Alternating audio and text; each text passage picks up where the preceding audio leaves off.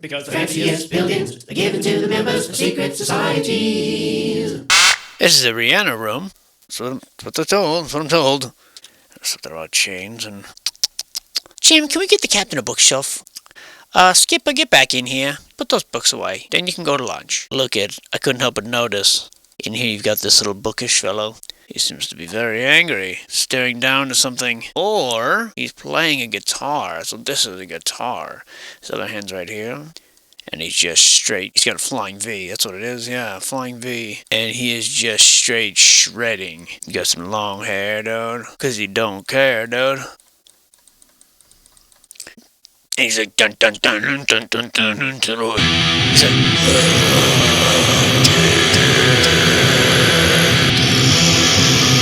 whatever they do. There you go, that's better, don't you think, Skipper? See, it wasn't so hard, was it? Not sure why we're wasting time on these. Here we come to what appears to be an old bridge, the Greenwood Bridge. It's significant because it's a standardized approach to concrete bridge design, initiated by that hussy, Clarence. Well, that's his name, Clarence L. Hussey. This is supposed to tell us a whole lot.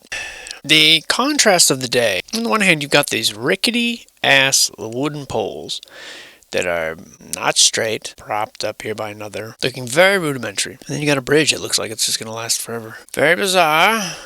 It's like one of these things is not like the other. But I guess that's for you to decide. Dude, someone dropped their pith helmet.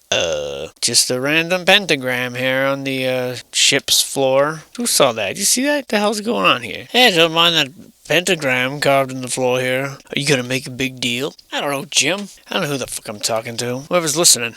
We got screaming houses. This guy's like, apple, peaches, pumpkin pie. Who's not ready? Holler I. Wait, I'm not ready. Funny way to build that, isn't it? Man, faces everywhere today. Ain't that right over here? Yep, sure is. And I'm not sure why this little pillbox is important. It's part of the Fort Adams complex, I'll give you that. One of the principal coastal defenses of the Atlantic, we're told. Consisting of an irregular pentagonal masonry, 900 feet long, 2- and 3-tiered casements high, granite walls and brick vaulting. It never saw military action. I guess we skipped a bridge.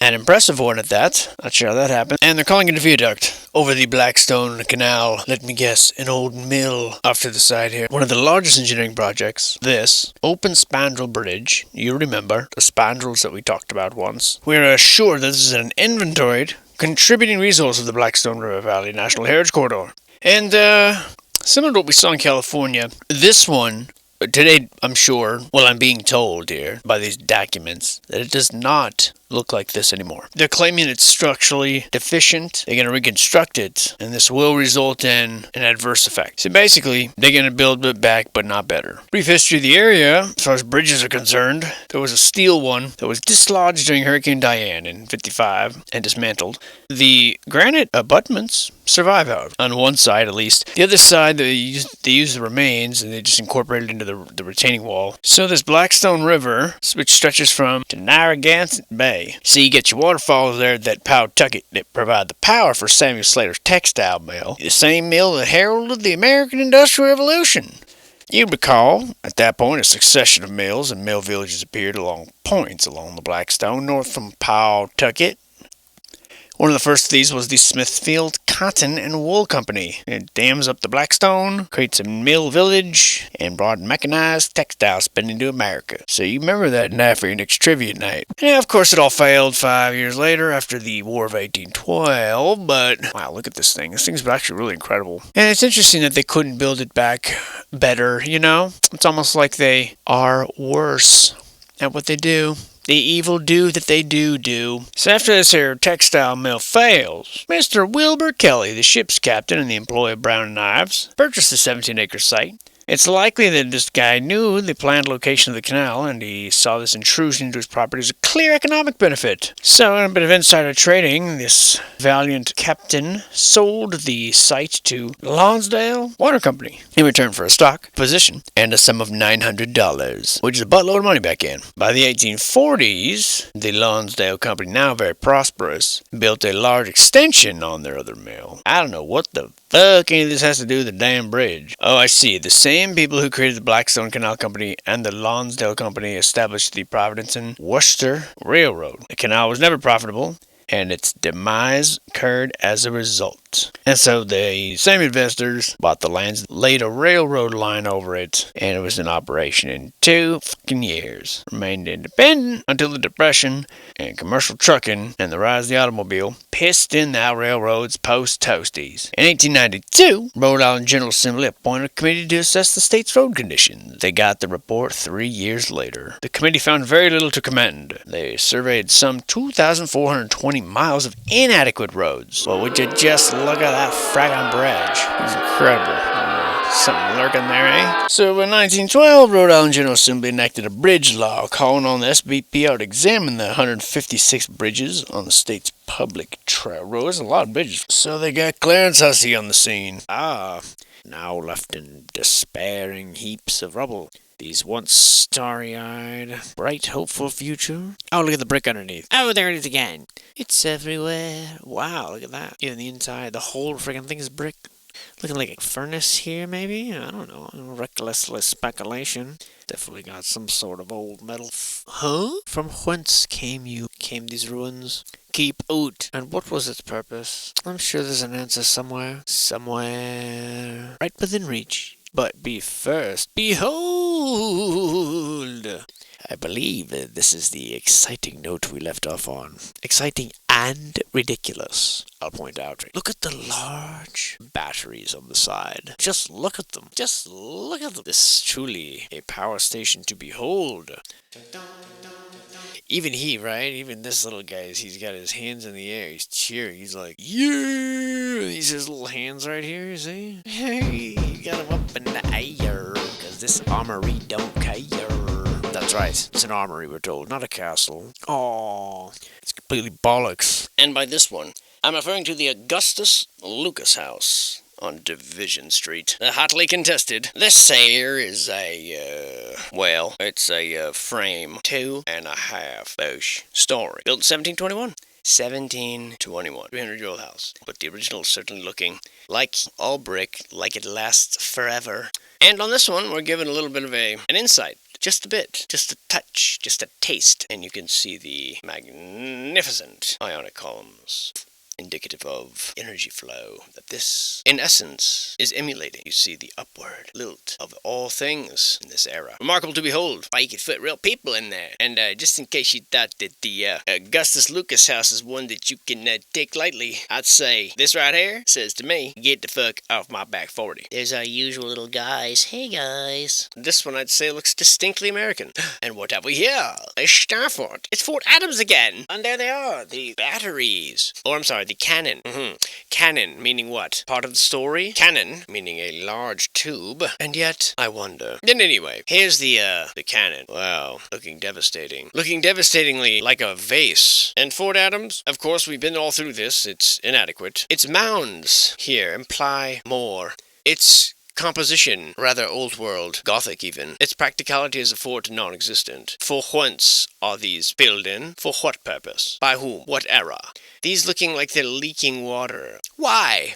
If they're just for gun holes, why would water be coming from out of them? Wouldn't you recess them under a sill if you're really poking guns out of them? Of course, it was never used militarily. And there's a larger picture. And this is indistinguishable from the star forts and buildings that you find all across the world. So explain that to me. Oh, we did. A Frenchman who served under Napoleon, right? Right. And what are these? That's weird. It looks like the back of those cannon things, doesn't it? It's like an inverted cannon upside down. Look, it's even got little knobs here. Why is it drawing like that? Why? Well, who fucked with it?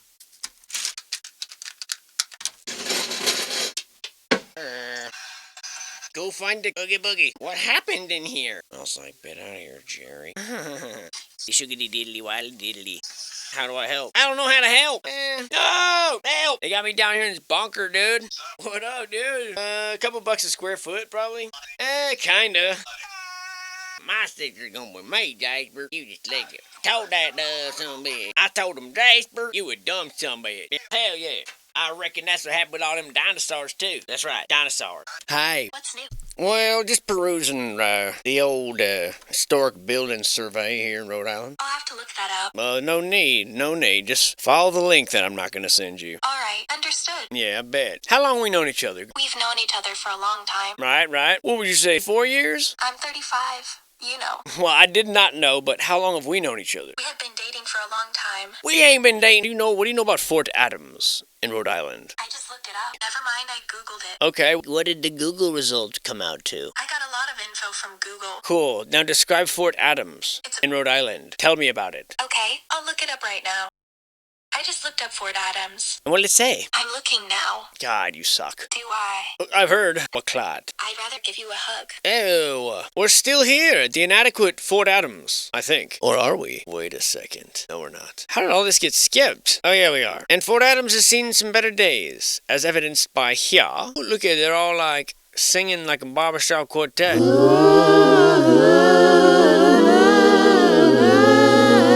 And the more that I look at this stuff, and I've said it probably before until you're sick and tired of it, but we know that bricks can store energy. Now, especially, it's been reproven or rediscovered. That sometimes there's pushback on whether or not these things are what they say they are. But you heard me earlier talking about, they expressed confusion in the early days about this for it not being adequate. Now, why would you build something so thorough, obviously with able to stand hundreds of years of time, if it wasn't good at what it did? All of this implies to me some sort of a cistern for passing, maybe it's not even something crazy as like free energy, purifying water, drinking water. There's a reason why they're everywhere, though.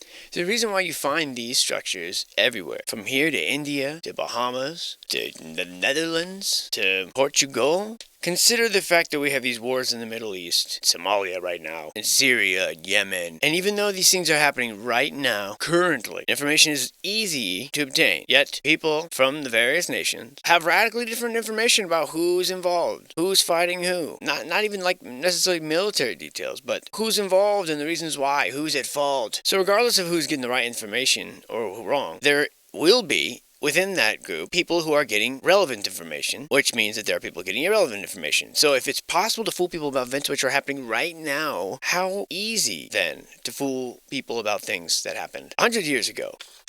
What I believe to be this sort of parasitic sort of invasion, they have the same intention everywhere. Destroy the old world. All the old books, all the old knowledge, all the old artifacts. Introduce a new paradigm. And that job is easy in America. Well, easy, at least, and different. Kill a large amount of people. Blame disease-infested blankets or some nonsense. So there's nobody to speak anymore. These stories are passed down from generation to family, orated. And then a few of those people you take over and you tell them what they're supposed to write and what they're supposed to tell. Clean up America. I mean, the story is ridiculous. Oh, these just peaceful pilgrims, compassionate fellows, really good chaps, all of them.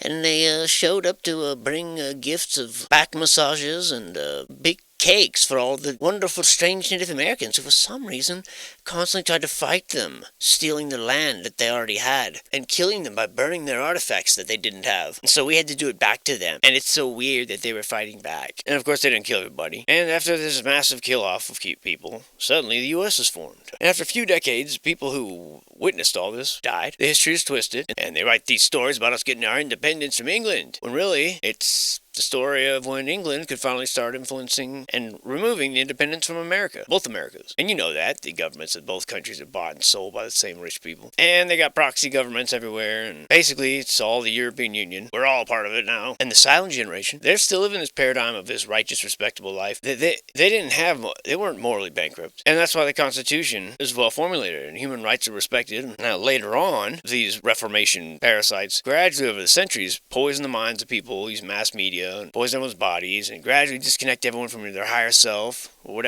whichever you want to refer to it as. They swallow up more and more government rules and regulations, and take away more and more rights, sell everyone a forced, legalized, mandatory, fabricated education written by a chap named Jesuit, father of chronology. And we're going to pick and choose from Popol Vuh, and we're going to pick and choose of the Mayan text and ignore all the references of people from the other side of the ocean and the connections that they made. Ignore the Mayan connections with the Christian church that they established, the transatlantic trade, and they just don't tell people these things. And when they find such references, they say, oh, it must have been added later.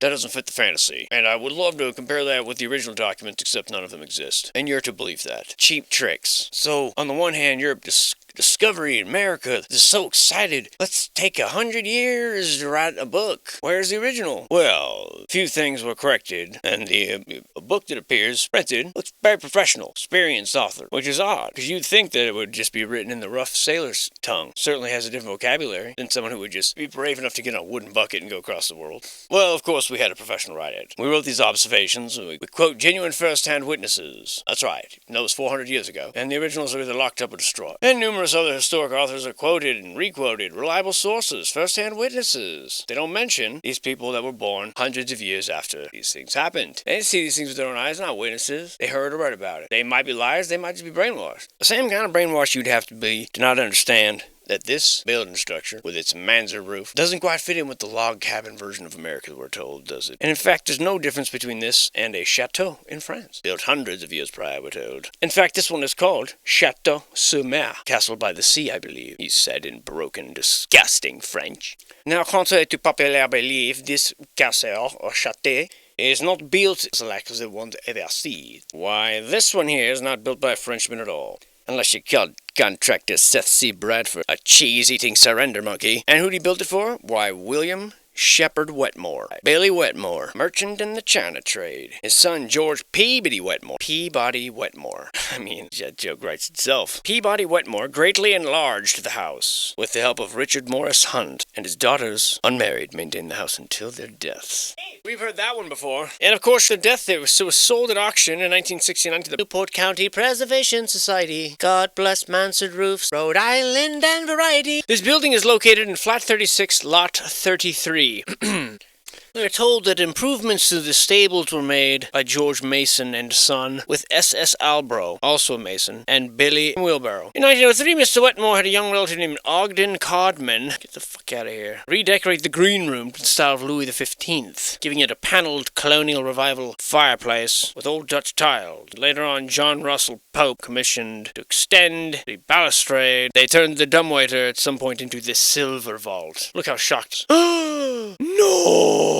Now we're told that the proof of all these modifications and things lie in the vaults of the Preservation Society of Newport County, catalogued by Paul L., nicknamed Darth Vader. There was of course a serious fire here March 11th, 1851, and shortly after the completion we are told that Billy Wetmore gave a celebration for his lifelong friend George Peabody of London, whom his son was named after, and it was described as probably the greatest affair of the kind ever given in this country. Over 10,000 guests were said to have been present. But the New York Times estimated those present. That's how they count voters. There was probably only like 2 there. What a place. What a place. They flew in Florentine decorator Luigi Fruini, who's responsible for all the decorations and furnishings. And just look at the furnishing on this place. My God. Oh, what have we here? A little uplifted lady. Where have we seen a lady uplifting a light before? That's curious, isn't it? Hell of a fireplace. And we are told that despite the date 1873 carved into a paluster over the desk in the center of the south wall, this room wasn't completed until 1876. Don't know how it's possible, don't care. There is, of course, also a basement. 2 wine rooms that are unfinished with dirt floors and stone walls. Interesting. All this money and a dirt floor in your wine room. Why would you build a basement and fill it with dirt?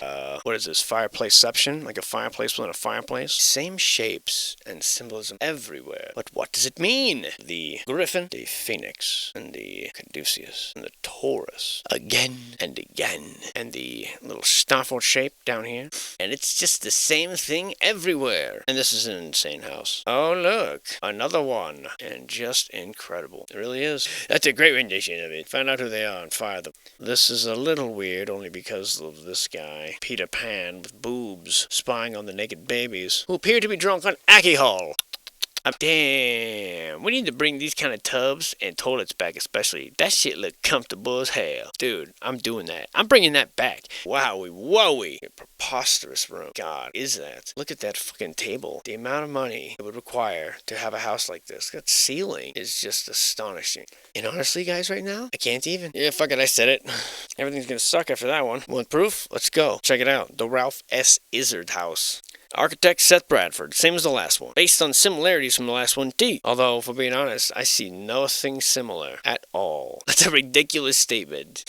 Of course, the General Electric building. Oh, the old Perry Mill. There's always a mill. Peckham, I hardly know him. And not a lot's changed there. I guess the name had disappeared. This here is the view from, or towards, I reckon, the Army and Navy Young Men's Christian Association. The YMCA, American, ladies and gentlemen. An excellent example of the type of building that the YMCA constructed for these young men's clubs. Just look how proud it stands. Erected in 1911 by Louis E. Gillade, New York architect. He also built the YMCA in Hackensack, New Jersey. But this one is his first. That's not ridiculous for a YMCA at all. And those windows make perfect sense. So yeah, just like everywhere. Completely nonsense story. Like, what will be the point of this? The old columns here, the same symbolism fucking everywhere. Rather grand office, isn't it? For simply a young men's Christian club, whatever the YMCA is. No doubt they're staring down the boys' pantaloons in the lockers or something nefarious. In any case, we're to believe that this building was designed for these young men's Christians clubs of America, and gotta have those in the budget for sure. Wouldn't want to do without. And here we have what appears to be the seedy underbelly. Interesting little track here. Looking a bit more like machinery, isn't it? It's more than a railing. It's almost like a roller coaster things. Oh, that's it, a roller coaster. All this reckless speculation. What do? You try to piece it together. Maybe it's stupid. Maybe my opinions are stupid. Okay, they're just opinions. They're just ideas. I'd rather have bad ideas than no ideas, okay? You know, lately I've been reading these books from the 1600s, 1500s, tales of the journeys of this and that, you know, the original explorers and the accounts that they gave of what these continents looked like. And I'm shocked at what I read. Now, maybe some of it's fanciful. Maybe some of it's not true. Maybe some of it is true. Maybe it's all made up. Fine. But I'd still like to be aware that it existed. You know, in school education, you're only taught to one side. Well, I'd like to hear other accounts other than no, we're going to ignore that entire book. I know it talks about trees that produce cloud water and various creatures and giants and histories that don't jive on the version we decide on. So we're not even going to teach that they existed. Because who, honestly, is out there getting books from the 1600s and reading them? Besides people like me. And ain't nobody listening to me. But it's fascinating, endlessly fascinating. So if they got ideas, I got them too. If they got observations, I got them too. How are you going to tell me this is built by modern man? It's absolutely incredible. No doubt this is some canal they dug in a breathtaking amount of time, and it was going to revitalize the industry of America, and then they used it for like 2 days, and they're like, F this, let's build railroads instead. And they magically got abandoned. What would you call it if you were making up lies? That's what I thought. This is the Blackstone Canal, from what I can gather. Yep. And let's hear about this here Blackstone Canal, shall we? It's one of the region's first long-distance transportation systems. One of the waterways that helped spawn the industrial development that took place in the Blackstone Valley in the mid-19th century. Almost exactly like I said. It's almost as if I've heard these stories before. Almost, isn't it? Now, that can't be all that's written about this. I mean, if it is, well then, hell, I guess I don't know. What if, when, if, or whatever. The very fact that I had heard something similar to that before should tell you a great deal of many things about this world we live in, and the stories that were told, and trying to find more data about this, but all I can find is this little evidence of what appears to be an old canal wall or something. There, what's that? Who are you? What are you doing here? Who sent you? Who lives here? Who built you? Where are they now? What modifications do you have? Tell me! Speak now! And I swear to God I'll pee on your doorstep. And then we'll see who's boss. And if that threat doesn't move you, well, I guess I don't have a plan B, except to be excited. And I've nearly exhausted that strategy. I don't know what the hell it is. Let's try this one. Here we have what appears to be a metal truss bridge that has been plopped across pre-existing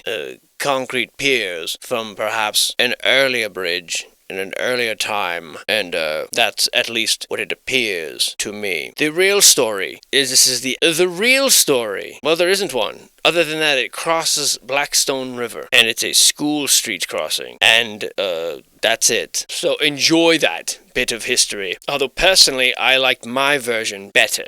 It was more fanciful and more closer to the truth, probably. And this old dirty little bridge is such a pointless little thing, I'm not even going to waste my time insulting it. Here we have what appears to be a large fuselage segment strapped onto the top of a low bungalow in a gaudy attempt to sell what appears to be baker's hats. I don't know. Maybe it's a dress, and this is like the little breast part, like the zipper on the back, This is a little dress, and this is a big half a mannequin. You feel what I'm saying, dude? So the rest of the lady would go like this. These would be her lovely sloping shoulders. Perhaps it had little straps or something like this, and delicate little arms sort of wiggled out like this, And she had a strange, proud block head, and she could turn her head around to actually look completely behind her, and she said, well, that's what she said. I mean, I don't know, man. Thick milk can. Milk can, because it's a characteristic example of a distinctive and fast disappearing phase of the first period of automobile-oriented commerce. Who can represent the earliest period of snack food merchandising? Located on a major highway, it was easy to see. Milk can. The milk can, because it's an immediate eye-catching attraction to auto travelers on the turnpike. Who can take a heyday of such mimetic architecture and turn it into a flamboyant form, expressing the retailing imperative of a decade? The milky can. Thank you, folks. Thank you. I'll be here all week. Don't forget to tip your barkeep and try to sleep with them afterwards. So tomorrow, I can call you a hussy. How I do love that insult. And I spray it around recklessly whenever I can. If the shoe fits, wear it, dear. This here is the old barn. Yeah. And, Jim insisted on a massive fireplace. And I'm like, dude, there it is. Bigger than the frickin' closet. Like, what are you gonna do, burn mummies? And then he got real quiet. That's the tale of Jim, the crooked Egyptologist. True, I verified it myself. Confirmed and verified. Yes, sir. Wowie. I'm really sorry. Where has my bike gone? Where has she gone? Well, I left her unlocked outside the Orange Street Food Farm. Jasper, dude, is that my bike? You guys suck. What have we here? The old candy cane stripe, the old power station dead giveaway. Oh, I haven't done that one yet. Never mind. Consider that foreshadowing. Look at these fireplaces. Just look at them. Just one after another. Just delicious little fireplaces. What more could you want in this world, huh? A lot of things go to shit. Get yourself a good little fireplace. You'll be alright. You can misuse it like the rest of us. This is the Samuel Carley house on 87 William Street. This is a great example of a medium-sized brick house from 1800. It's unusual because it's built on William Street, and you just wouldn't believe what else happened here. Well, we don't know, because the data page was only about 3 words. But still, I bet it was amazing. You had to be there, bro. You had to be there. And this is your typical scene at a courthouse in some time ago, when life was weird and creepy as well. You have little men dressed like little, vaudeville villains sort of lurking in the shadows here with either swords or genitalia that shouldn't be as exposed. Come on, Dad, let's go see the thing. Kids chase each other. Here's a beautiful little shot showing just really how breathtaking the architecture and the quaint, charming even look of even the big city. How unbustling it is, how undirty. It's almost like, not very populated, really. But it's almost like I could see why people would move to the city. Now, I bet you if you went there today, and I've never been there, I'm saying most cities in general, I'm not trying to pinpoint this one, most cities today look like absolute rubbish. And you want to stay far away from them. Yep, that's it. That's how I got out of that one. And just gorgeous, really. And they don't compare to the ridiculous signs that are on them and the corny businesses that they profess to provide. Wandering up here, going down, sir, peeling ceiling, sir, Jackie's Pub, sir. Look at this little strange little bushes arrayed in rows like this, like pincushions. This looks here like it could be a lighthouse. It also looks like I can't figure it out. Let's see if I'm right, guys. Repurpose lighthouse, go! No, Providence College, you dum-dum. That was going to be my second guess. And let's see what they have to say about Providence College. That's it. And before we get into this dazzling row of machinery, which I don't know anything about, but looks cool. This guy's like, oh, they messed up my hair, dude. Hold on, let me adjust that shit. Looks like this here's the ugly portion. We won't be spending too much time there. We like to pad the results, make it look right pretty. And even these uglier portions, look at the brick and block everywhere, though. Brick and block holding it all together. You know, the salad finish like I have.